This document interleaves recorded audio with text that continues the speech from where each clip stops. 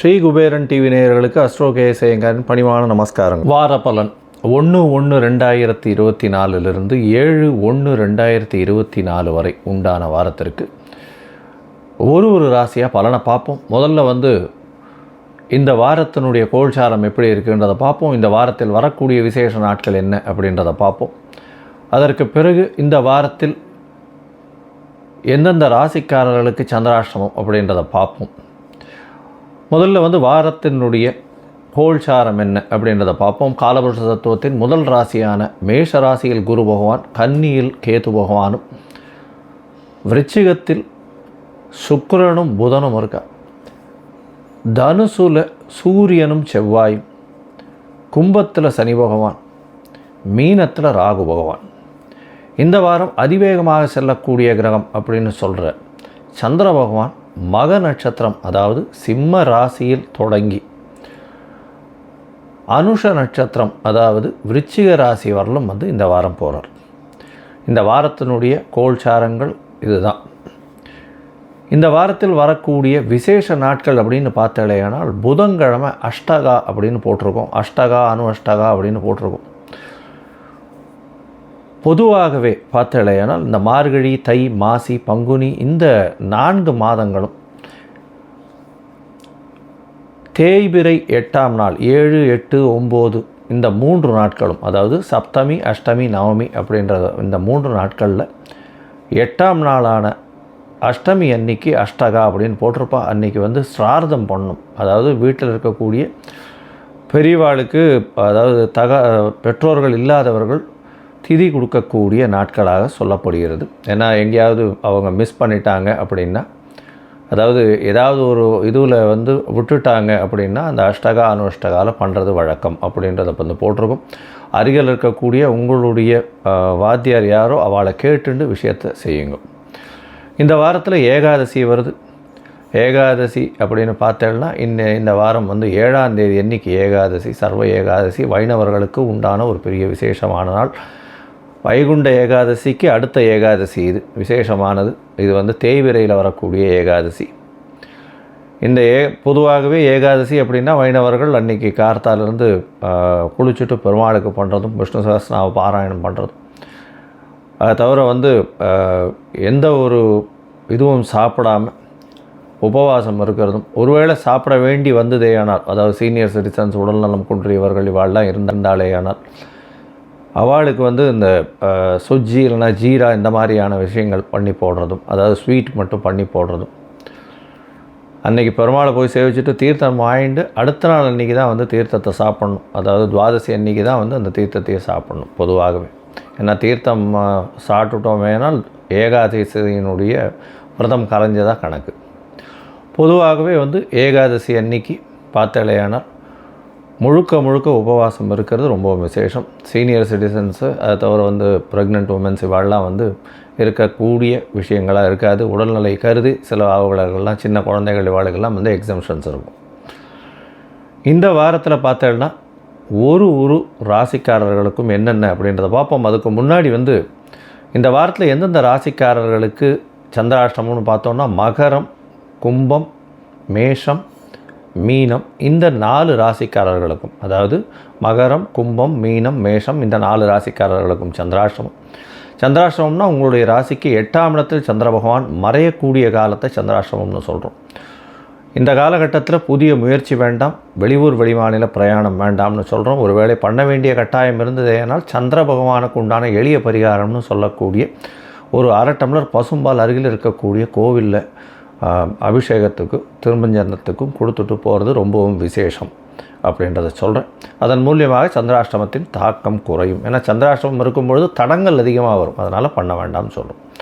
சரி, இந்த வாரம் மேஷம் முதல் மீனம் வரை ஒரு ராசியாக 1/1/2024 7/1/2024 வரை உண்டான பலன்கள் என்ன அப்படின்றத பார்க்கலாம். மிதுனம், மிருகசீரிஷம், திருவாதிரை, புனர்பூசம் இந்த 3 நட்சத்திரம் 9 பாதங்களை கொண்ட ராசி. ராசியின் அதிபதி புத பகவான் ராசிக்கு 6ஆம் இடத்துல இருக்கார்.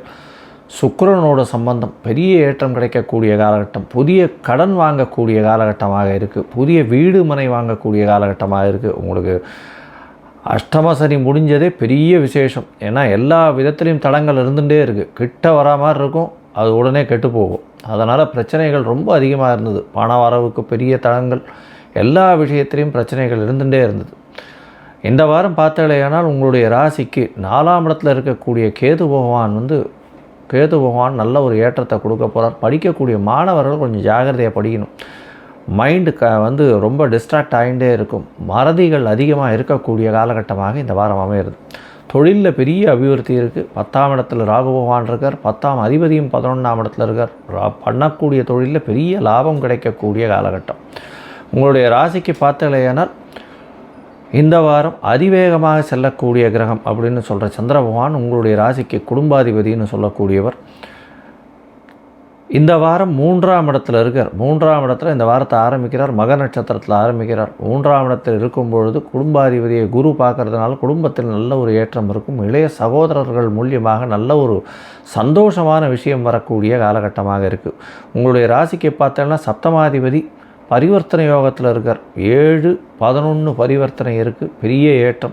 திருமணத்திற்கு காலம், திருமணம் ஃபிக்ஸ் ஆகிடும். இப்போது தை மாதத்தில் கண்டிப்பாக திருமணம் ஆகக்கூடிய வாய்ப்புகள் நிச்சயமாக உண்டு.